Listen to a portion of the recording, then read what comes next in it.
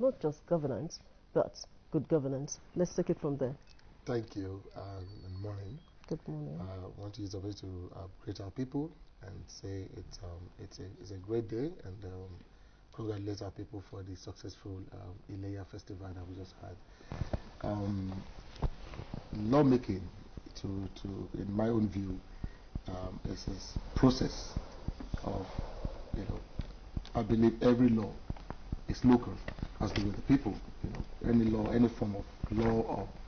that is set up, or anything that has to do with the people and regulations, how things should be done, how people's lives should be guided,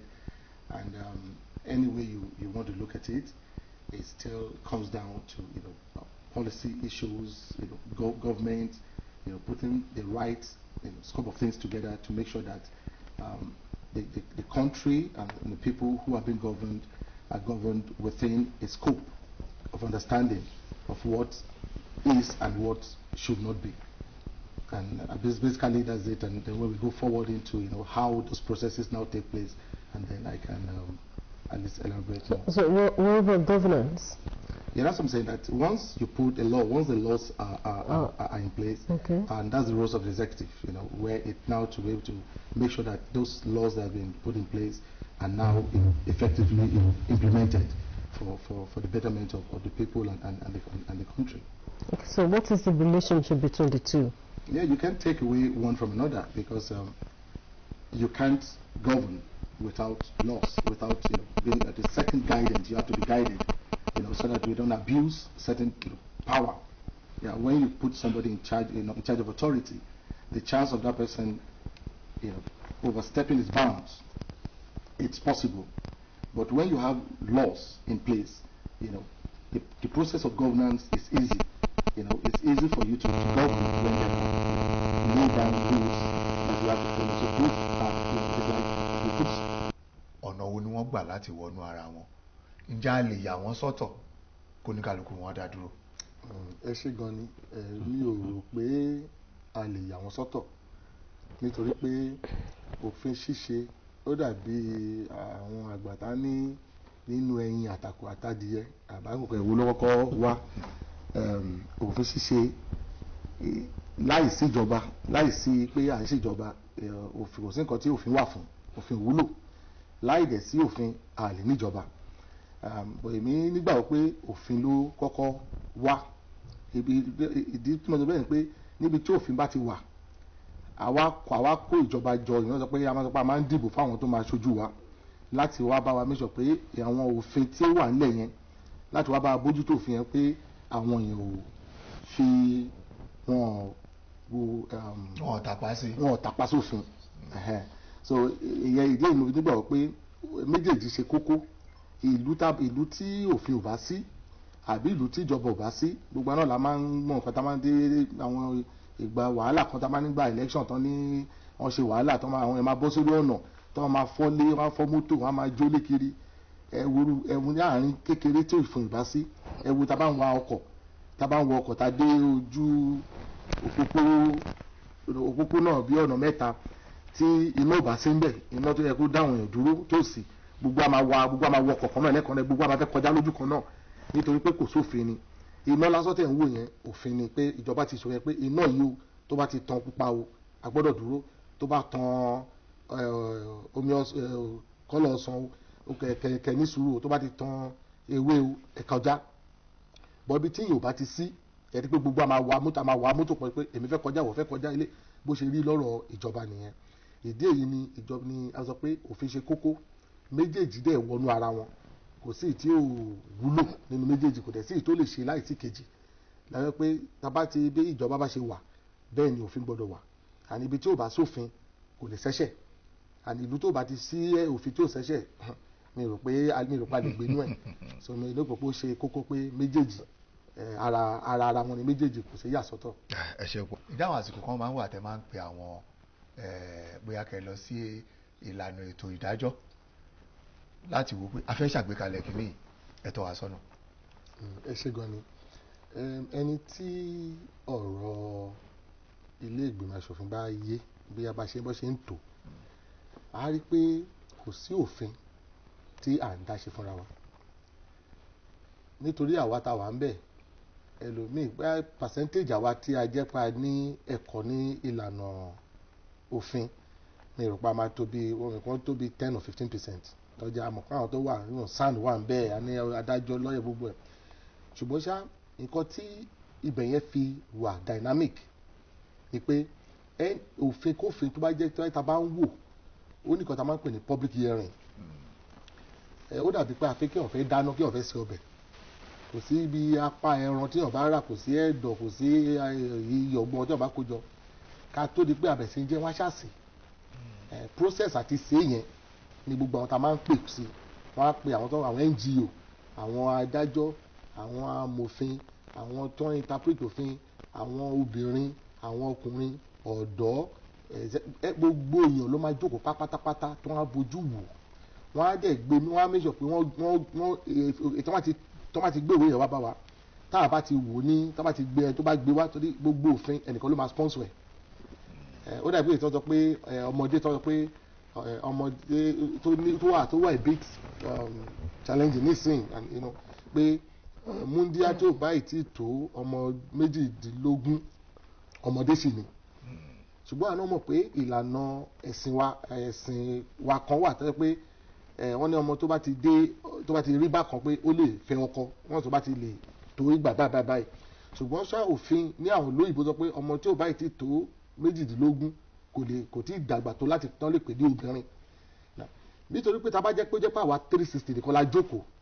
interest tiwa nìkan la máa fi wò ojú tiwa nìkan láàrin ara wa nìkan la máa fi wò wọ́n bí pa àwọn pé òfin tàbí òfin yẹn kò ń ṣòfin àwa 360 nìkan òfin Nàìjíríà ni òfin gbogbo Nàìjíríà over 150 million èèyàn ló máa lòfin yẹn máa wà lórí wọn ìdí èyí la máa ń pe ká tó ṣe nífẹ̀ẹ́ a máa kọ́kọ́ gbé jáde à á pe àwọn obìnrin à á pe àwọn ọkùnrin à á pe everyone wọ́n á jọ wò ó wọ́n á lọ sí Kaduna wọ́n á lọ gbé kalẹ̀ ńbẹ̀ wọ́n á wò wọ́n á gbé wá sẹ́kọ̀ọ́ wọ́n á gbé kalẹ̀ nítorí pé ohun tí a ti ń rí pé púpọ̀ náà òfin ta bá ń lẹ̀ torí ẹ̀ ní lójoojúmọ́ ẹ̀ gbọ́ pé wọ́n ń bíìlì kan wọ́n amend ẹ̀ wọ́n ń ṣe kinní kan nítorí pé púpọ̀ nú ẹ̀ wọ́n ò rò jinlẹ̀ dáadáa tẹ́lẹ̀ bọ̀gọ́ táwa ń ṣe ní ìsìtorí exposure àti ó dẹ̀ ní ṣe pẹ̀lú ẹni tó bá jẹ́ adarí ilé ìgbìmọ̀ ní ẹni tó jẹ́ tiwa nísìnyí Yakubu Dogara ó jẹ́ ẹni pé amòfin lòún gan fúnra ẹ̀ amòfin ni so ó yé dáadáa tó máa ń mọ̀ pé á mọ̀ pé ó mọ̀ pé gbogbo òfin ethnic consideration wà ní gbogbo òfin cultural consideration wà ní gbogbo òfin social consideration wà gbogbo nǹkan tá à ń pè pé gbogbo nǹkan tá a fi tí àwọn ìdá èèyàn fi tí tó máa kan ìgbésí ayé àwọn èèyàn ló wà ní gbogbo kò sí òfin tó kéré kò sí òfin tó wúlò ẹ̀yà tó òfin bá tó kọ sí ni la máa fi sọ pé òfin kan ò dáa tó ẹyẹ báyìí so ohun táwọn ọmọ tí speaker wa ń ṣe ní ìsìtẹ́mi ti rí láti ọdún 2 àbọ̀ tí mo ti wà ń bẹ̀ wọ́n á make sure pé òfin yẹn wọ́n á lọ sí Èkó torí metropolitan ni àwọn ojú metropolitan làwọn fi wò òfin yẹn wọ́n á gbé lọ sí Borno àwọn yàrá fi ẹ̀sìn wò wọ́n á gbé lọ sí Port Harcourt wọ́n á gbé lọ sí Imo tó bá fi lọ ṣe public hearing gbogbo ẹ̀ káàkiri táwọn máa padà dé táwọn máa kó padà dé wọ́n á wá gbé padà fún committee wọ́n wá set up committee tó máa review ẹ̀ gbogbo contribution tí gbogbo wọn ṣe káàkiri Nàìjíríà yẹn by the time tí wọ́n máa review ẹ̀ ẹ̀ rí pé púpọ̀ nǹkan táwọn akọ́kọ́ ti bẹ̀rẹ̀ pẹ̀lú wọ́n á ti yọ dànù wọ́n á sọ pé eléyìí ò lè so tá bá máa fi wo àdéhùn tá bá máa fi sọ pé ó fẹ́ dòfin ìyàtọ̀ sí yẹn gan àwọn èèyàn kan mọ process nǹkan tó wà nù tí a máa ń fi sí tó wà nù káfí pàfẹ́ ṣòfin nǹkan tó wà nù ẹ̀ tó bá tó wà gbogbo nǹkan tó ń ṣe sínú ẹ̀ ó ná owó la máa ná tó ẹ̀ ní kò sí òfin tí ó kéré kò sí òfin tí ò ní wúlò ó kò jẹ́ pé òfin ibi tẹ́ òfin ẹ bá ìyàtọ̀ ìfin ẹ bá kọ̀ sí wa la máa fi rò pé òfin yìí ò rí lè wúlò fáwa ṣùgbọ́n òfin ta fi pé kò wúlò fáwa ní Lagos State for example tẹ bá gbòfin ẹ dé Ọ̀yọ́ tẹ bá máa fi dé awúlò fún wọn kò dẹ̀ sí òfin tó lè wúlò fún gbogbo wa bákan náà ó depend lé ibi tó bá ti kàn mí kò kọ̀kọ̀kọ̀ tó bá ní ọlọ́pàá ní ìsìnkọ́ ní kọ́lọ́pàá máa dá mọ́tò dúró mo lè wo pé wọ́n ṣe máa dá mi dúró nígbà tó yẹ pé mo jalè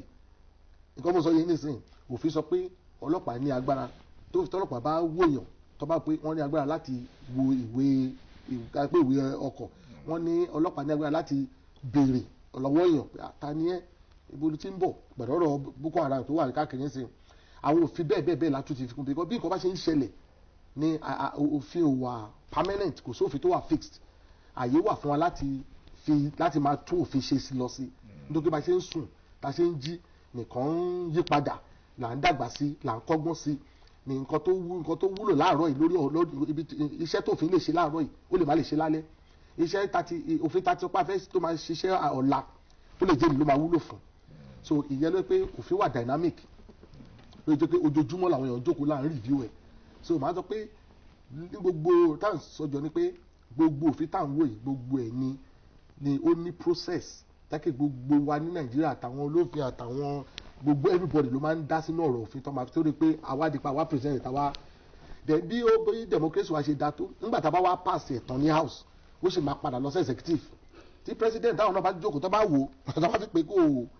kò ní president kò ní gbọ́wọ́lé, tó bá gbọ́wọ́lé kò dòfin púpọ̀ nínú òfin wà tàti àbẹ́ tó wà lẹ́ẹ̀bẹ́ tó wọ́n ti gbọ́wọ́lé.